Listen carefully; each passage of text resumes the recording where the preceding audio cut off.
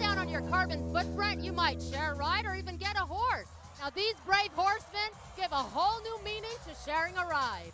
And as we all become more earth-friendly, the New York Transit Museum is teaching kids how to do their part in saving the planet. Here's Andrea Tedeschi with that story.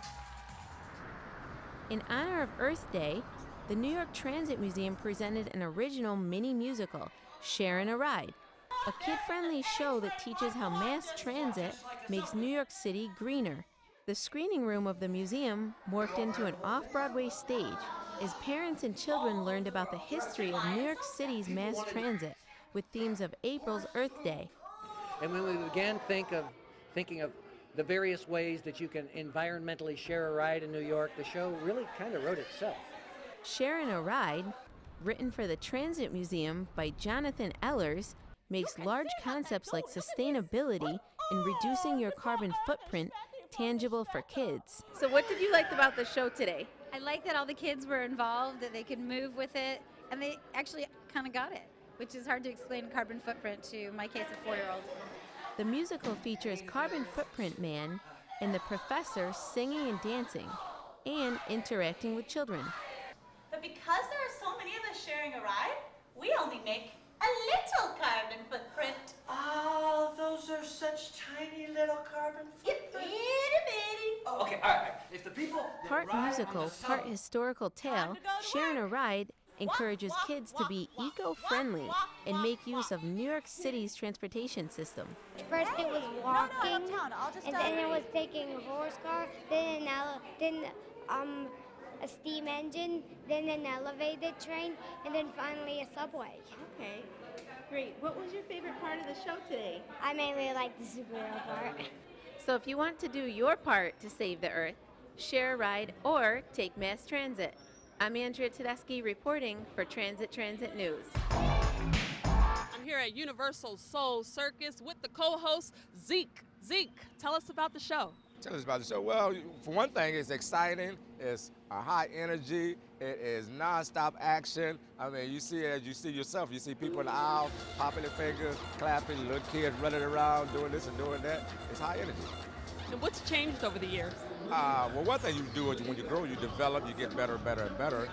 Our CEO and founder, Mr. Cedric Walker, he travels the world trying to find some of the most unique talent that you can find. Just like I never thought, you see them bone benders, them little kids out there doing that thing. I never thought the human body could do that. So it never seemed to amaze me. This is our 19th year. Next year we'll be celebrating 20-year anniversary. So just watch out. We got some more exciting, high-powered things in store.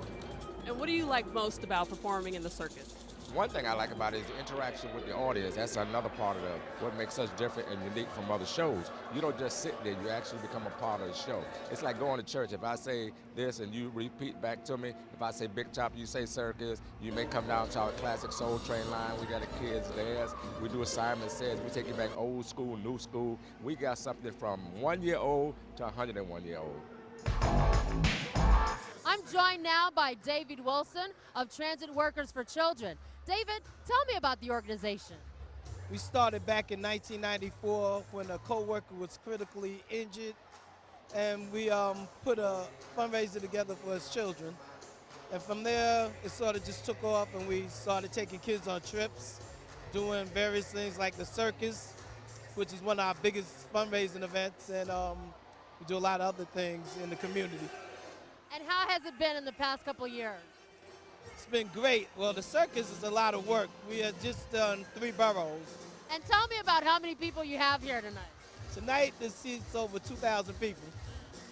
And next year will be the 20th year, and we've been doing it for about 14 years, so look like we'll be back next year.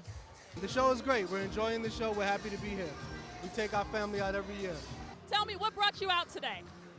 Because it's transit night. Kids, are you guys enjoying the show so far? Yes. How about you? That. Now, do you have any favorite? Did you like the elephant? Yes. And what else? The clown? Yes. Is this your first time? Yes, it is. It is. It is. Will you be back? Yes, definitely. Definitely.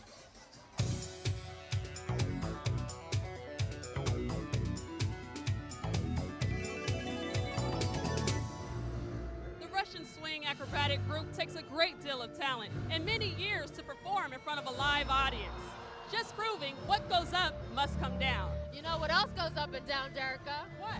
Elevators and escalators, and the ones at Grand Central Station have just been rehabbed and put back into service. Here's Jacqueline DePino with that story.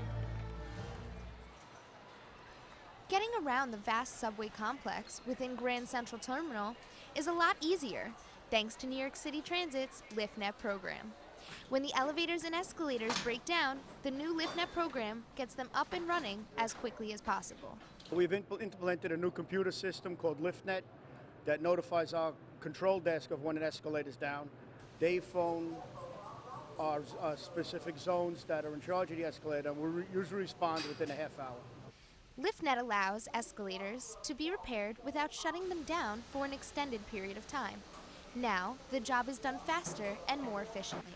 Usually we would keep the machine down and rehab it, I think, but now we try to keep the passenger in mind and expedite the job and do a better job and try to have this done on a more frequent basis.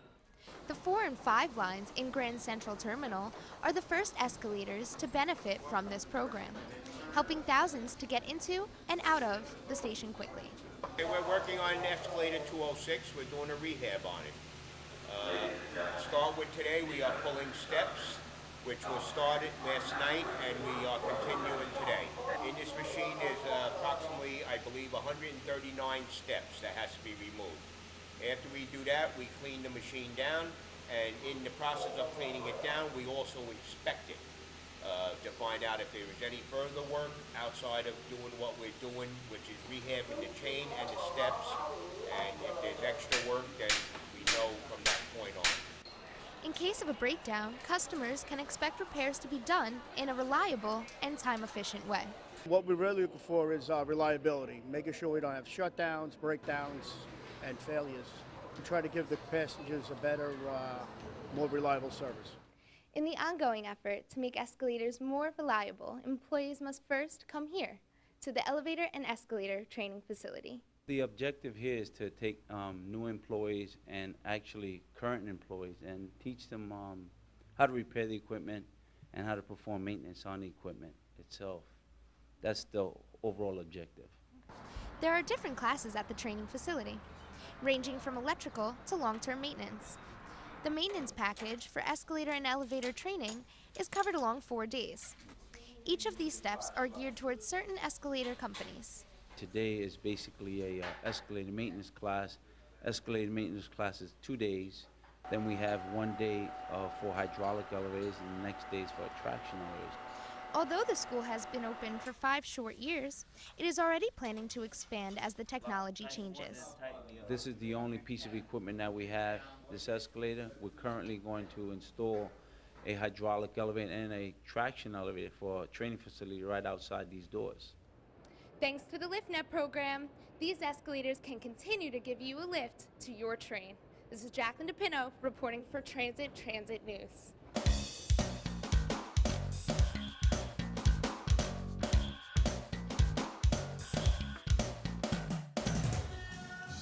Every circus has got a comedy act, but none like this one.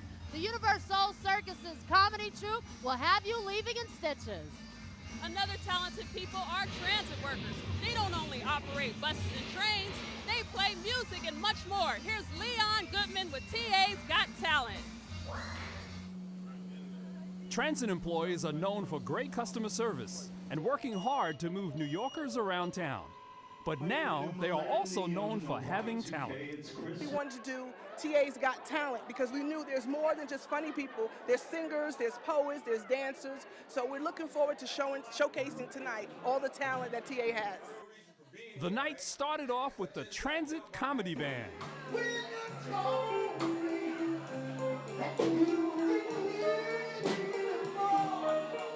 Yes, we play a variety of music for all of the different types of people that work at transit. And it's very unique and a lot of fun. And they read poetry from the heart. Earth. It is I, woman, who sprinkled the universe with their souls. I wanted to put out something positive feelings about women, because women have made great contributions to the world. Told jokes that had the audience rolling. Take her to a Parliament concert, okay? Now, I already knew there were no tickets left. So, does he practice the jokes at home on you? Yes, he does. And we have 7 children together, so everybody gets a kick out of it. And yes, even a transit dance crew, 40 plus. We've been dancing for years, and we got together and we put a group together, and we call it 40 plus because everybody is here 40 and older. So does your fellow workers know that you dance as well? Yes, RTO is in the house. They came here to support me. I dance and I speak about it all the time at work. No matter if the performers were rank and file or management, appearing on stage is not easy, but they were cheered on by fellow employees. I came out to support my coworkers in their debut in the comedy night tonight. Are you enjoying yourself? I'm having a fantastic time. It's been a night of song, dance, comedy, and the spoken word. It's the TA Got Talent. From station agents to conductors and all the jobs in between. It's the very best of the TA. I'm Leon Goodman for Transit News. What a wonderful show, Stephanie. The Universal Circus is an amazing experience and fun for the whole family. And Jericho, what I love most about the Universal Circus is that the seats are so close to the race, you can almost reach in and grab some of the action. Now I know the Transit Workers for Children had an amazing time seeing all the acts. And if you didn't make it out to the Universal Circus this year, don't worry. They'll be here next year and you can see it then. That's right. Now that just about wraps up this month's show. If you have any questions, comments, or story ideas, you can email us at transitnews@nycc.com. I'm Stephanie LeGrand. Thanks for watching. I'm Jerica Abraham. Thanks for riding.